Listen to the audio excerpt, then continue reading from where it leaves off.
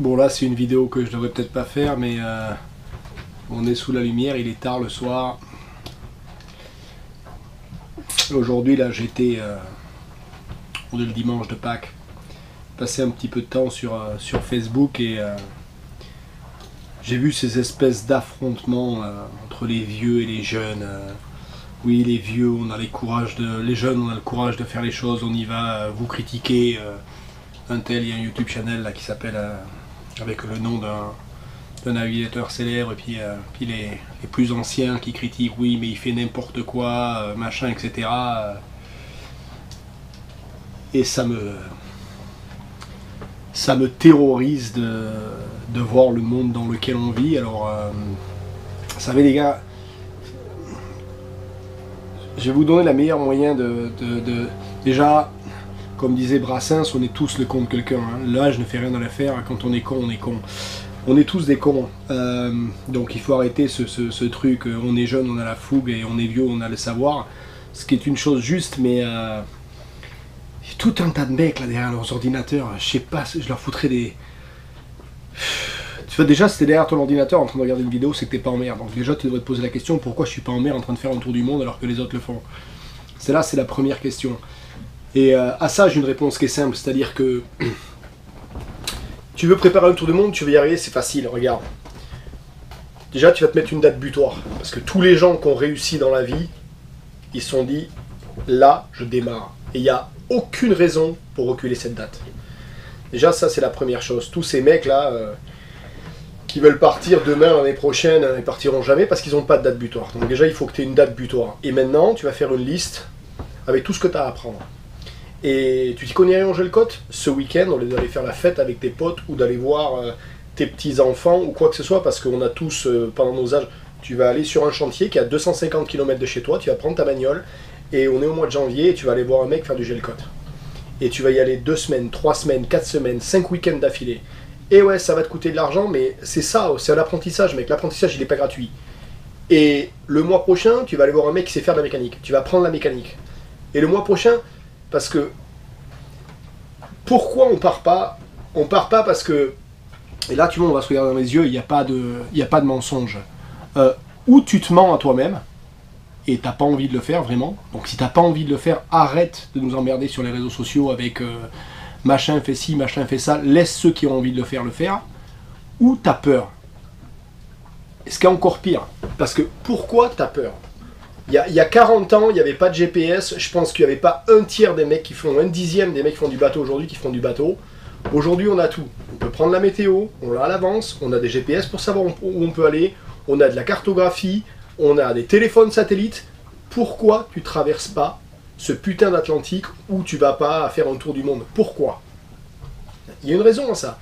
C'est que ou tu as peur, et si tu as peur c'est parce que tu t'es pas formé, ou tu n'as pas vraiment envie de le faire. Dans les deux cas, c'est une erreur. Et j'ai envie de te dire, t'es jeune, tu as tout le temps de te former et d'apprendre tout un tas de choses, tu n'as peut-être pas l'argent, mais tu peux travailler comme un mulet toute la semaine et le week-end te former, et c'est ça le prix de ton rêve. C'est pas uniquement dire ah ouais mais punaise j'y arrive pas. De toute façon c'est pas dur. Moi je regarde souvent des vidéos de motivation. Quand on a vraiment envie de faire quelque chose, on trouve un moyen d'y arriver. Et quand on n'a pas vraiment envie de faire quelque chose, on trouve des excuses pour pas y arriver. Donc arrête de te chercher des excuses. Trouve des solutions. Et tu vas gagner de l'argent la semaine, le week-end tu vas te former. Il y a tout un tas de gens qui vont se faire un plaisir de t'apprendre à faire du gel-cote, de l'électricité, du diesel, à faire de la voile, etc., etc. Ça va te prendre 3 ans, mais dans 3 ans tu sauras faire du bateau. Ou tu as le savoir et tu es un ancien, il faut te demander pourquoi tu vas pas. Et si tu as peur, c'est la météo, les nappes de nuit, des choses comme ça, il faut te remettre en question. Ou tu prends quelqu'un qui est qualifié et tu commences à y aller avec lui, ou tu n'as pas vraiment envie de le faire, et ne mens pas à ton environnement, ne mens à personne. Dis, ben voilà, moi... j'ai pas envie de le faire, j'ai envie de faire des tours dans la Méditerranée parce que traverser l'Atlantique, c'est pas mon truc. Mais les gars, dans les deux cas, j'ai l'impression qu'il y a tout un tas de mecs là, enfin là, c'est aussi pareil, les critiques de mes vidéos, oui, c'est un YouTube channel payant, machin, truc. Déjà, j'ai envie de te dire, si tu sais tout, arrête de regarder des vidéos sur YouTube. Ça te sert à rien, tu sais tout, tu sais, t'as la science infuse. Moi, ça fait 12 ans que je suis skipper professionnel, je fais de la voile depuis que je suis tout petit avec mon père, et j'en apprends tous les jours. Tu vois, et je serais payé à payer 2 euros par mois. Demain, si j'avais un mec qui me faisait des vidéos et qui me dise Stéphane, tu vas apprendre des choses. Et je peux te dire que j'irais même, je donnerais certainement plus de 2 euros par mois. Donc voilà, donc déjà, la première chose, si t'as rien à apprendre sur YouTube, viens pas regarder les YouTube channels des autres. Si t'es sur YouTube que pour rêver, rêve, et puis voilà, laisse faire les gens ce qu'ils ont à faire et laisse tomber la critique. Ça me...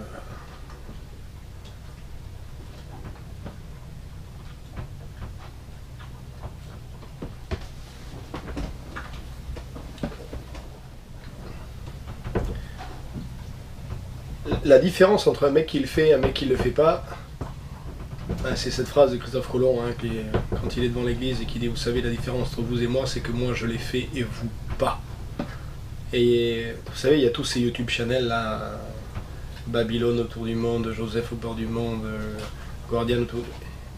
Il y en a 2 qui ont passé, qui sont déjà de l'autre côté de l'Atlantique, la plupart ils sont aux Canaries, ça fait 2 ans qu'ils sont partis, ils sont en Méditerranée, ils iront jamais faire un tour du monde, et quand ils arriveront aux Antilles, ils passeront jamais le canal de Panama, ils iront jamais faire le Pacifique.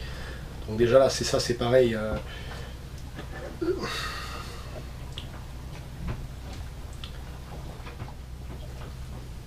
Mais ouais, la différence entre le mec qui l'a fait et celui qui l'a pas fait, c'est que celui qui l'a fait, il a manqué son coup des tas de fois. Faut pas croire que c'est faire un tour du monde ou partir, traverser l'Atlantique, etc., en mettant 0 problème, t'auras jamais une mauvaise météo, tu vas jamais... Ça n'arrive jamais. On arrive tous à un moment donné où on se fait choper par le temps, on se fait choper dans un mouillage qui dérape, on se fait choper par un moteur, on se fait choper par une écoute qui lâche, on se fait choper par un enrouleur. On a tous nos échecs en voile. Je connais pas un mec qui a jamais eu un échec en voile. Et la différence entre celui qui le fait et celui qui va pas le faire, c'est celui qui garde ses échecs en échec et qui repart pas et remet pas les compteurs à zéro et qui dit voilà, on a fait la dernière fois une nuit de merde, ça tabassait, c'était pas bien, c'était inconfortable, le vent s'est levé, c'était pas prévu, c'était l'enfer, on a tous vécu ça. Et là tu t'arrêtes. Tu t'arrêtes parce qu'à un moment donné, tu crées des peurs. Et il faut aimer nos peurs, les gars. Déjà, nos peurs, elles peuvent faire 2 choses. Ou te créer, ou te détruire. C'est-à-dire que si tu laisses la peur prendre le dessus, c'est fini. À un moment donné, il faut faire face à ces peurs et les remettre en question. Il faut savoir que la peur, c'est toi qui l'as créée. Tu crées la peur, donc tu peux la détruire. Donc quand tu as peur de faire une nave de nuit ou quand tu as peur de faire ci, à un moment donné, il faut se forcer à aller. Et quand tu l'auras fait et que ça se sera bien passé, mettez toutes les conditions de votre côté. Prenez un skipper, prenez une aide, faites des petites naves, faites une journée où le temps il est vraiment annoncé super calme. Faites face à vos peurs. Et là, tu vas te rendre compte que tu l'as fait. Et là, tu vas commencer à minimiser ta peur. Et bon, finalement, c'était pas si terrible. Et là, tu vas dire, waouh, donc je peux faire plus. Et là, tu as fait un pas en avant. Mais si tu restes sur l'échec de la sortie qui n'a pas marché, tu feras jamais de la voile, tu vas regarder des YouTube channels toute ta vie, quoi. Et ça, faut pas que tu le fasses, mec. Et il y a une chose qui m'angoisse, c'est la voile. J'ai fait 2 sports dans ma vie où il y en a plus que ça, mais ce qu'on va appeler les sports extrêmes, et pour moi la voile fait partie des sports extrêmes. J'ai fait de la boxe, mais j'ai fait beaucoup de parachutisme, j'ai fait de la voile.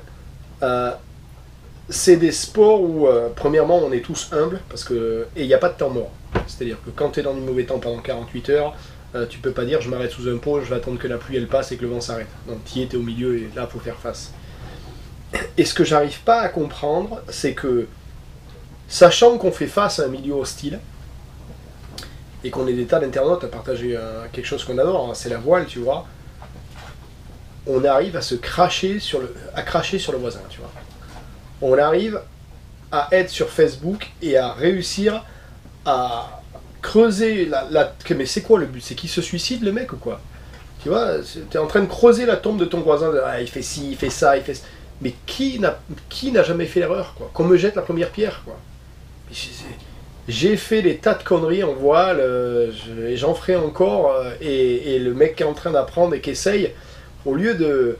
Putain, mais l'entraide des voileux, elle est relative, quoi, tu vois. J'ai envie de te dire, là, on est sur Facebook, les gars, mais si tu regardes les posts, la moitié, c'est des photos prises de la baie du coin, passionnément voileux, ou tour du monde à la voile, les mecs qui sont pas en tour du monde, et quand un mec poste une vidéo où il y a un truc un peu, il a fait une connerie, de suite, après trois posts, c'est la critique qui arrive, on peut pas garder 3 minutes de sérieux sur des sujets. J'ai posté un post l'autre jour sur, tiens, t'as un équipier qui vient à bord, il a payé une caisse de bord, le mec il se pète une jambe sur le pont, comment ça se passe? Au bout de 15 posts, c'était ouais, tu le jettes par-dessus bord, tu mets une encre. C'est vachement productif comme réaction, tu vois. Bon, je comprends qu'il y ait des gens qui ont envie de faire de l'humour et qu'on peut traiter les sujets avec humour, mais là, à un moment donné, ça nous concerne tous, quoi. Le gars qui vient à bord, et ce qui est super rigolo, c'est que la plupart des mecs qui ont répondu à ça, ils sont en France ou en Europe en train de charger des équipiers français ou européens, et ils pensent que dans ces conditions-là. Tu vois, tu te dis pas, tiens, je suis aux Antilles entre, je sais pas moi, la Guadeloupe et Saint-Vincent, et à Antigua, je prends un Américain, c'est lui qui glisse sur le pont à Antigua, quoi. Et là, on n'est plus du tout dans la législation française, on n'est plus du tout dans les eaux nationales, mais là, tu vois, personne vient avec une réponse de ce truc-là, on vient de suite sur de la légèreté, de la critique, du je sais mieux que tout le monde. Et moi, ça me terrorise. Ça me terrorise de vivre dans un monde où, je sais pas, peut-être on n'est peut-être pas beaucoup à essayer d'être sérieux dans ce domaine-là, mais pourquoi ne pas être précis, quoi? Pourquoi se cacher derrière nos ignorances? Moi, quand je sais pas, tu vois, je pose la question en ligne. Il y a plein de choses que je sais pas. Je me demande pourquoi les mecs, ils n'arrivent pas à faire ça, quoi. Ah, puis il y a aussi ce fameux Bikini Land, la pin-up du vendredi soir. Si tu fais le tour de YouTube, des YouTube channels de voile, et que tu regardes le nombre de followers et ce qu'il y a en contenu, dès qu'il y a une gonzesse en bikini, ça explose. Il y a des YouTube channels, enfin, on en connaît un en anglais, on le connaît tous, machin, 300 000 followers pour suivre une nana en bikini qu'on voit se baigner et qui a ses copines qui viennent à bord. Tu te dis, on est français, on évite d'être sexiste, et là tu vois que tous les mecs ne regardent ce YouTube channel que parce qu'il y a une nana en bikini, et toutes les nanas ne regardent ce YouTube channel que parce qu'il y a cette nana et qu'elles se disent qu'elle peut faire pareil. Et le pire, c'est qu'ils financent une nana en bikini, quoi. Tu te dis, mais on en est, c'est une femme à poil devant une boîte de lait. Et tout le monde trouve ça normal. Et moi, ça me fait assez rire de me dire, mais vous inquiétez pas, je vais y venir, hein, la date est arrêtée, comme je vous expliquais, il faut des dates, donc à partir du mois de, peut-être juillet, mais certainement septembre, on va devenir Bikini Land, quoi. On fera des vidéos avec ma nana en bikini à l'avant, que personne ne connaît, parce que pour l'instant on ne sait même pas qu'elle est à bord du bateau, ou voilà. Mais c'est assez intéressant, et on regardera, et je suis persuadé que ça va changer les nombres et les trucs. Mon YouTube channel va devenir super intéressant, parce qu'elle est très jolie en bikini, quoi. Et je trouve ça mais pathétique. Ça me terrorise de me dire qu'on en est encore à mettre des femmes à poil sur des boîtes de lait, quoi. Enfin bref. Et la voile se veut un monde de sportifs, où on s'entraide, où il y a une vraie passion. En fait, ça c'est ce qu'on se raconte, quoi, les gars. Mais la vérité, c'est que quand on regarde ce qui se passe dans les mouillages, l'entraide entre les gens, quand on regarde ce qui se passe dans les postes et quand on regarde l'intérêt de chacun, on est tous en train de regarder le voisin, le critiquer, et on est très peu à balayer devant notre porte, hein. Bon, allez. Ah, c'est comme le fameux... Je lâche, hein, il est 10h du soir, j'envoie tout, là. C'est comme le fameux... Pareil, j'ai posté un post il y a 4-5 mois de ça. Tout le monde va te dire, ouais, mais bon, 30 jours après, ça suffit pour faire le tour du monde, hein, il n'y a pas besoin d'avoir plus, hein. Et j'avais demandé qu'on me montre des blogs de gens qui ont fait un tour du monde avec un 33 pieds. Déjà des gens qui ont fait un tour du monde sur des 40-45 pieds, si tu regardes un petit peu sur internet, on a 5-6 noms qui nous viennent à la tête. Hein, donc ça fait pas grand monde qu'on connaisse qui l'ont fait et qui vont bien. Et cette espèce de... j'ai 50 ans, je vis dans une baraque ou un appartement qui fait 100 mètres carrés avec ma femme et mon gosse, c'est parce que dans un 20 mètres carrés, j'arriverai pas à vivre, c'est trop petit, on s'entretuerait, mais je vais partir sur un bateau qui en fait 10. Et t'as envie de dire, mais est-ce qu'à un moment donné, t'es bien connecté ou pas, quoi? Et que plus le bateau il est petit, plus il prend mal la mer. Et pourquoi tu as envie de polluer enfin, pas polluer, mais pourquoi tu as envie de propager cette idée en disant de suite ah ouais mais un 45 pieds en solo en famille c'est trop grand. Mais non, 45 pieds, j'ai un 43 pieds, je navigue tout seul dessus quoi. Un 60 pieds avec des winches électriques c'est génial mec. Je veux dire cette espèce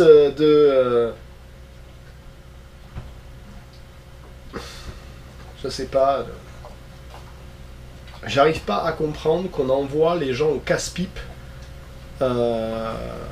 sur des petits bateaux, alors que ça va être beaucoup plus dur. Hein. Sur un petit bateau, il n'y a pas la place de naviguer, de circuler sur le pont. Il y a très peu de place. Voilà, à 3 dedans, ça devient de suite super restreint. T'es en camping 99% du temps, alors que dès que tu passes 42 pieds, t'es sur des tailles où la vie s'éclaircit, il y a de la taille, ça vit mieux la mer, ça gîte moins, ça rythme mieux. Mais non, on continue là, je veux dire, il y a des champions du monde du truc, que tu me dises, ben moi j'avais pas le budget pour en acheter un, mais j'aurais bien aimé, là, tu vois, c'est un raisonnement qui est cohérent, mais quand tu dis, non, non, mais vas-y, pars avec tes 3 enfants à deux, dans un 36 pieds ou dans un 38 pieds, ça suffit pour faire le tour du monde, peut-être que tu peux aussi lui dire, ça suffit, mais bon, si tu peux acheter un 45, vas-y, ce sera encore mieux, quoi. Tu vois, ouais, mais on n'en a pas besoin. On n'en a pas besoin. Toi, t'en as pas besoin, mais peut-être que l'autre, il en a besoin, tu vois. On est toujours en train de critiquer les Américains avec leur RV, tu sais, ils ont des bus transformés en camping-car. Nous, on est les seuls au monde à faire du camping-car dans des trucs qui font 5 mètres de long, et encore quand ça fait 5 mètres de long, tu vois. Eux, et nous, on critique, alors que, et je sais pas si tu as déjà essayé de faire les États-Unis dans un de ces RV, moi, je suis monté dedans. Si tu me donnes le choix entre un camping-car de 5 mètres carrés et un RV, j'ai de suite envie d'aller dans un RV, quoi. Quand tu loues une chambre d'hôtel, est-ce que tu vas toujours dans une chambre de bonne, quoi? Ou est-ce que de temps en temps, tu te payes un truc qui est un peu mieux? Alors pourquoi tu dis à tout le monde de se payer une chambre de bonne? Tu vois, je comprends pas ça non plus. Cette hypocrisie sur Internet me fascine. C'est fascinant. Bref, pour en revenir à celui qui veut faire un tour du monde, hein, et pas celui qui veut faire des tours dans la baie et emmerder tout le monde sur Internet, parce qu'il nous fait croire qu'il veut faire un tour du monde mais qu'il le fera jamais. Je te dis, fais face à tes peurs, c'est la première. On a tous peur du mauvais temps. Je connais pas un mec qui a envie d'affronter du gros temps par plaisir. Aujourd'hui, on a la chance d'avoir la météo, on a la chance de pouvoir avoir la bourse d'équipier où tu peux trouver des équipiers pour naviguer. Et on a la cartographie, on a les GPS, donc fais face à tes peurs, fais ses naves de nuit et vas-y. Apprends, hein, ne fais pas comme ceux qui ont le savoir tout puissant, et puis ben, tu vois, il y en a plein qui ont le savoir tout puissant, mais ils font rien. Prends ton... Là, il y a ils appellent ça en anglais le will factor ou le want factor, le désir de ton rêve, c'est ne perds pas ton temps à te laisser bouffer par ce monde de société où il faut aller bouffer au restaurant et aller boire des coups et faire des barbecues. Voilà. Si ton truc c'est de faire du bateau et que tu as envie de le faire et que tu n'as pas la connaissance, il faut sacrifier du temps. C'est le prix de ton voyage, c'est tout ce que tu vas faire avant et que tu vas faire pour préparer ce voyage. C'est du temps que tu vas gagner et des problèmes que tu auras en moins pendant le voyage. Tu vois là, il y a 2 jours, mon autopilote a arrêté de marcher. Quand j'étais sur un kata 60 pieds, on a eu un souci avec un autopilote. Il y avait un ingénieur, un mec de chez Raymarine qui était là. Il dit ah ouais tiens c'est ça, faut faire ci, bam bam, c'est un problème de recalibration. Voilà, tu vois, j'ai passé 1 an en Chine. Tu vois, à bouffer avec des baguettes du riz tous les jours, hein, du riz blanc tous les jours, avec des espèces... c'est-à-dire que les Chinois, ils prennent pas le blanc du poulet, rien, ils prennent que le cartilage. Donc à bouffer de la merde pendant 365 jours, à suivre la construction d'un kata en carbone, mât rotatif, propulsion hybride, etc., etc., je peux te dire que j'aurais préféré être en train de manger la garbure de ma mère au Pays Basque. Ben, c'était pas le cas. Ben voilà, mais là, tu vois, les symptômes sur le bateau c'était les mêmes.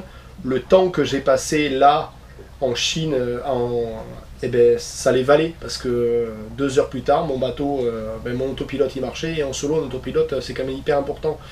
Et ça, c'est tout le temps que tu vas passer à te préparer, c'est du temps que tu gagnes sur ton voyage, c'est des problèmes que tu as en moins, et malheureusement, plus tu passes de temps sur des chantiers, sur des bateaux, autour de gens qui font du bateau et autour de gens qui préparent leur voyage, plus tu vas en apprendre.